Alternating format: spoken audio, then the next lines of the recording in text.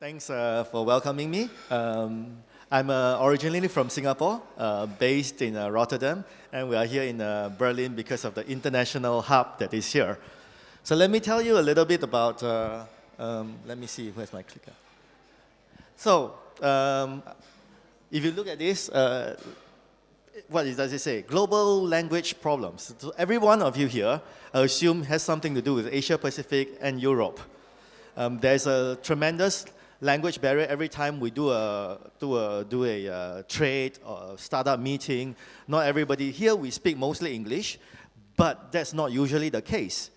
Some people are better in German, more fluent in Chinese. If you ever see a Chinese from China doing a presentation in English, you know he practiced for weeks, and it's not himself.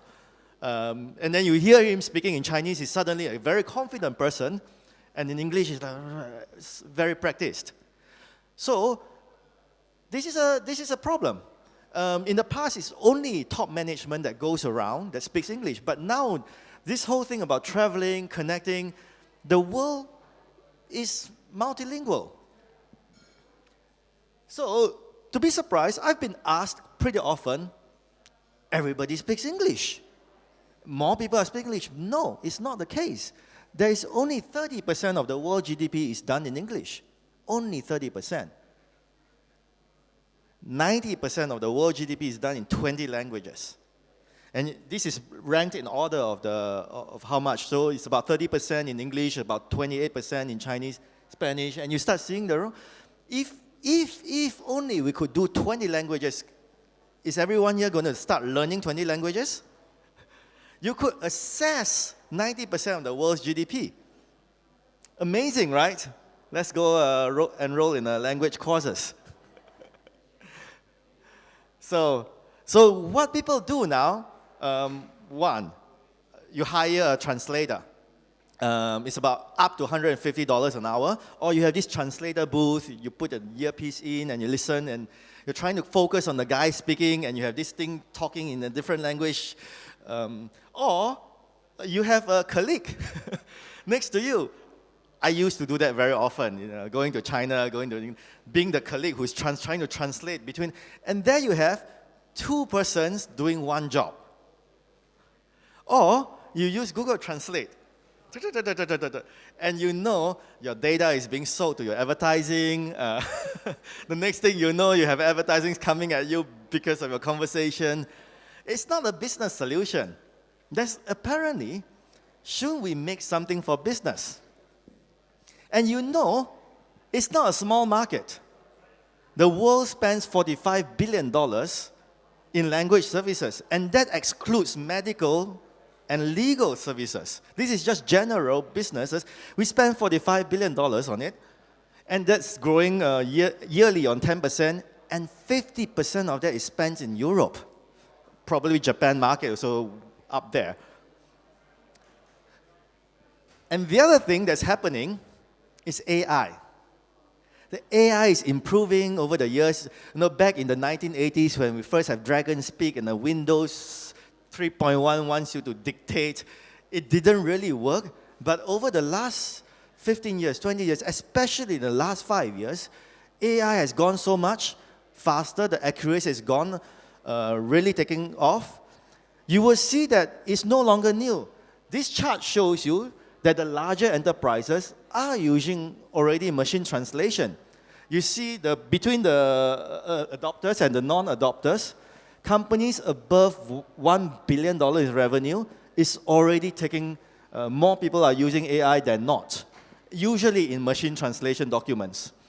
And once you get to companies of size, $10 billion revenue and above, almost half of those companies are already using machine translation. Do you want to be left behind? No, let's catch on. So let's filter down the solutions for everyday businesses. So our message here to you is like, disrupt or be disrupted. If everybody's already going onto the AI, what are you doing with AI, multilingual, to help your businesses? Of course, there we are. So I will tell you a little bit of what we do, and then I'll stop there because we have also a demo table upstairs that you can see, and then I'll go into a little bit of how we discovered the problem. So what we do, we take voice transcription, voice to text. We record the voice, and then we do it instantaneously, live across devices. So whatever I say would be able to appear in any browser, any devices, anywhere. You don't have to sign, the audience doesn't have to download anything, just sign the same pin. And you will be able to follow it in German, in English, in Chinese, in Japanese. Currently up to 12 languages, but ideally we should do 20 languages because that has 90% of the world GDP. So this is what we do. Come see the demo later. So why this is modern? Because eventually you want to do meeting notes. It's not just a live situation. Now, so for example, you do a meeting in English between the Chinese, the Japanese, and the Indonesian. Yeah, sure, we can do a meeting in English, but at the end of the day, you still need to make meeting notes, right? And when you make meeting notes, the Japanese have to make the meeting notes in Japanese, the Germans have to make it in German, the Indonesian have to make it in Indonesian. We can help you do that, all that, because every single transcript is stored and saved and translated and editable. So it makes, our goal is to halve the time you take in preparing the meeting notes in a multilingual meeting.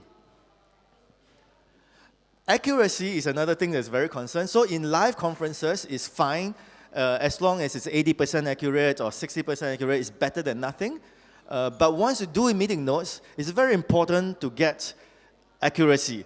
So the only way to get 99% accuracy is apparently by doing machine plus human, because human is also not, it's only up to 95%. So, but if you do a machine translation run and then getting a human to edit it, you get the best accuracy is faster, it's cheaper, and it's more accurate. So this is something we're working on together with a few corporates to introduce a one-click solution. You just click, somebody's taking care of it, done. And more importantly, if we are tackling business meetings, if you are in a petrochemical meeting, that's speaking petrochemical terms. If you are suddenly in rubber, electronics, everybody's doing a speak. And the bigger the company is, there's a lot of corporate lingo. And this is where we step in, also to create what we call micro engines for every corporate. So remember the filter down. In the past, AI, only huge companies can afford AI. But nowadays, we are democratizing the AI, such that even small companies, we can help you spin up your own micro engine that is catered to your lingo, that is catered to your type of speak. And this is a project that we can do over 3 to 6 months, besides the open public type of software. So in this way, you will have your meeting notes done with accuracy. So this is us. I'm Nick. I've bootstrapped a voice translator company over the last 2 years, from 0 to $15 million. This is a new company. Kevin is my co-founder. We decided to do a software version of it, and we are Techstars. On Thursday, we have a Techstars demo day, and Kevin will be doing the pitch at the Techstars demo day. So a little bit of how we started. This is in the beginning, we just decided, okay, let's do a software. And then Startup Delta is a Dutch government organization that brings a lot of trade missions for the startups to CES, to Mobile World Congress. They were bringing a team of Dutch companies to Tokyo to do pitching sessions. And then started to realize that in Japan, everybody pitches in Japanese. And the Dutch team pitching in English, the audience would have struggled to understand. So they thought, hey, Zoe Meets, can we use your software? And so there we are. The prince who led the trade mission was there pitching, doing his address in English. And then the subtitles comes out in Japanese and English.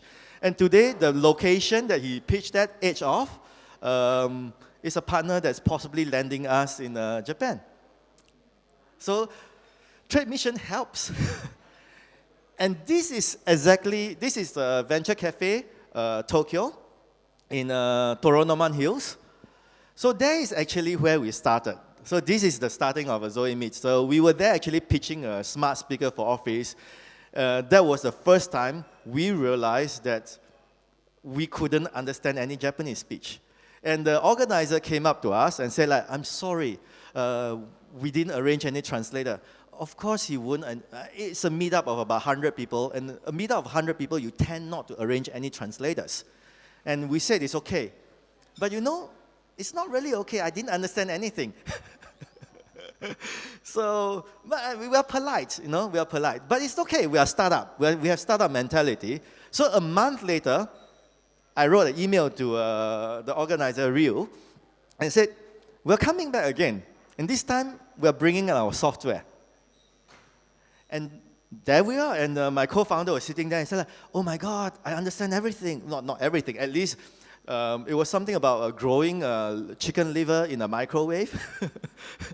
And cows. So it's a lot of biotech. Apparently understood them. Until today, every week in Venture Cafe Tokyo, they are still using it. So this is something we're very proud of, that we are able to help building this. And there we go further into developing it into, hey, how do we do this for businesses? So the actual start was like meetups like this. So further on, we are now in pilot trials with companies like BASF, Fissmann. Both are, Fissmann is in Berlin, and Singapore Airport Terminal Services. So by taking that live conference situation and fine-tuning our solution, how do we make sure that this benefits corporate? I think that's something startups need to be very aware of, not creating something just because we can, but to zoom the benefits to your customers. And besides conferencing, we are zooming our solutions to help businesses achieve targets, like can we halve the time meeting? So one example is a lot of internal conferences are done in English and German, so they do 2 tracks. Fissmann is doing 2 tracks, one time in English, one time in German. If they could achieve that, they just do it one time, they halve the time and double their efficiency. So these are the goals we are always talking together with the corporate. How can we apply our solution to achieve their goals? And in the end, back to that, why do we do this? Because we are firm believers of speaking in our native language. If I could do this in Chinese, maybe I would do it in Chinese. Because the world is not monolingual. So we are up there, and if we have some time, I can do a very, very short demo. Let's see if it works. I always try not to do the demo in a live situation.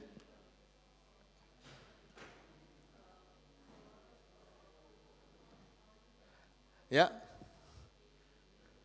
So if I'm going to speak in English now, you should be able to see the German subtitles showing up. And here I have the English subtitles. And you could actually pull up your phones, go to that URL, and type in the PIN code, and you would be able to follow the same subtitles as well. And if that interests you, come to our demo table just upstairs. Thank you.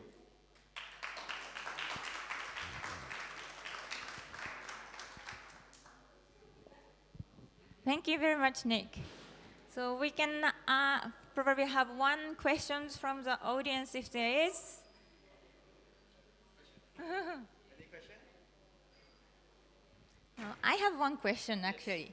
So you are actually based in Netherlands, yes, and you came to Berlin to get accelerated. Why? There's three reasons actually. 3 reasons. One reason is the Dutch market is actually quite a small market. So when we start, we always look international. And the closest international hub is actually Berlin. So it was Paris, London, Berlin. So we thought, okay, Berlin is a lot more international. In London, you might end up a very UK market. So in Berlin, we hope to launch in all Europe because 50% of the market is in Europe for language services. The second reason is we got into Techstars, Berlin. And the third reason is actually we see that there's a lot of industrial export businesses, global companies. The top places are in Germany, America, of course, but America has English and German. The German language, the English language being international, helping German companies go international. and the other market is Japan. So we immediately saw a bridge between Germany and Japan that we could immediately bridge, and that's the third reason. So these three reasons landed us here. Thank you very much, Nick.